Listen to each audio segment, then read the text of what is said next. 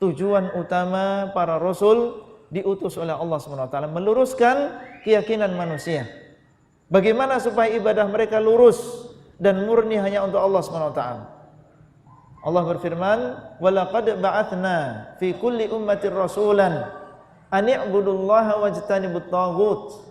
Dan sungguh kami telah mengutus kepada setiap umat seorang rasul.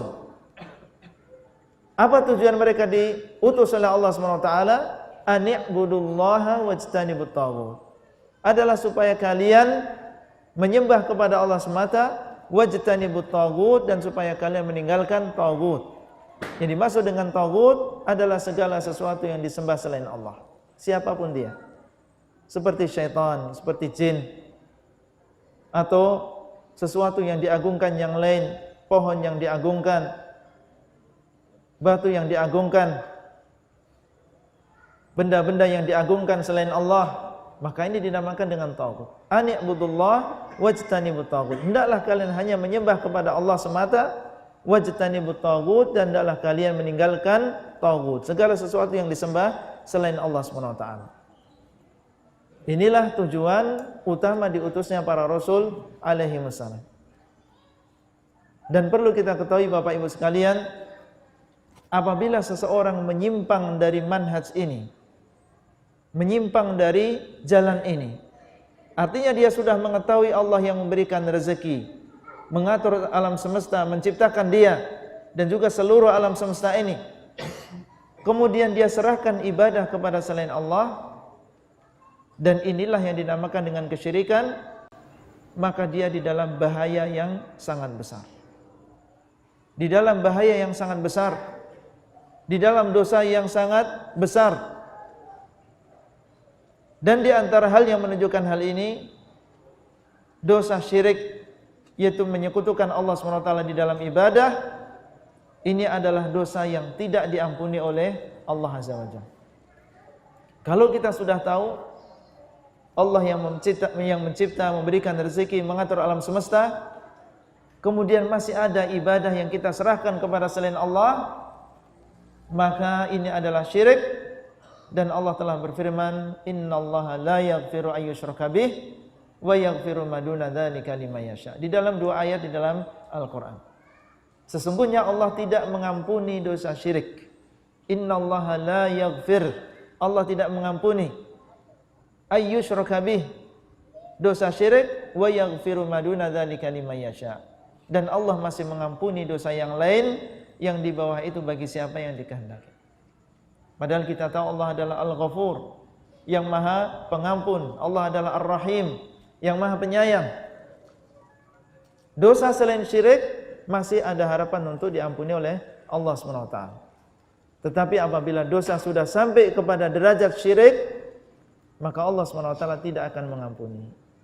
Apabila seseorang datang kepada Allah di hari kiamat, mati dalam keadaan dia membawa dosa syirik besar, maka di hari kiamat dia tidak akan ada harapan untuk mendapatkan ampunan dari Allah. Apabila dia mati dalam keadaan syirik dan tidak bertobat kepada Allah SWT. Adapun seseorang yang dia sempat bertobat sebelum dia meninggal dunia, sempat bertobat kepada Allah dari perbuatan syirik ini, maka orang yang demikian adalah akan mendapatkan ampunan dari Allah SWT. Yang tidak akan diampuni adalah apabila seseorang bertemu Allah dalam keadaan tidak bertobat dari perbuatan syirik tersebut. Rasulullah SAW bersabda, "Man laki Allah yusyriku bihi syai'a dakhalan nar."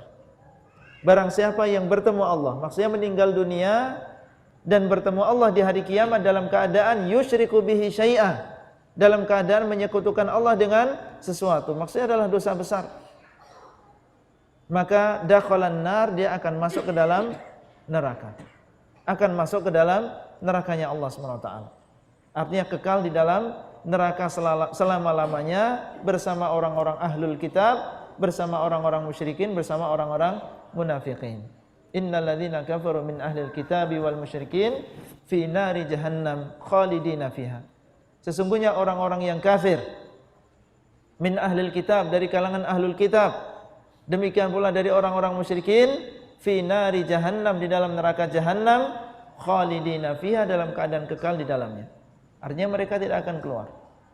Kapan ini? Apabila seseorang datang di hari kiamat meninggal dalam keadaan dia belum bertobat dari kesyirikan kepada Allah SWT. Adapun orang yang mendapatkan hidayah dan dia mengenal tauhid dan bertobat kepada Allah dari perbuatan syirik dengan segala macamnya dan hanya menyerahkan ibadah kepada Allah SWT, maka yang demikian akan mendapatkan ampunan dari Allah. Innallaha yaqbalu taubatal abdi ma lam yughargir. Sesungguhnya Allah menerima taubat seorang hamba selama nyawa ini belum sampai ke kerongkongan. Diterima oleh Allah SWT. Dan Allah mengatakan, "Qul ya ibadiyalladzina asrafu ala anfusihim la taqnatu min rahmatillah. Innallaha yaghfiru dzunuba jami'an innahu huwal ghafurur rahim."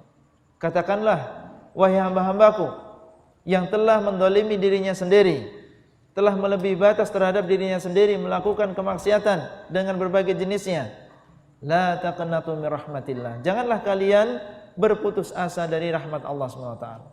Innallaha yaghfiru dzunuba jami'an, sesungguhnya Allah mengampuni dosa semuanya. Allah mengatakan jami'an, seluruhnya. Artinya termasuk di dalamnya dosa kufur, dosa syirik, dosa nifak.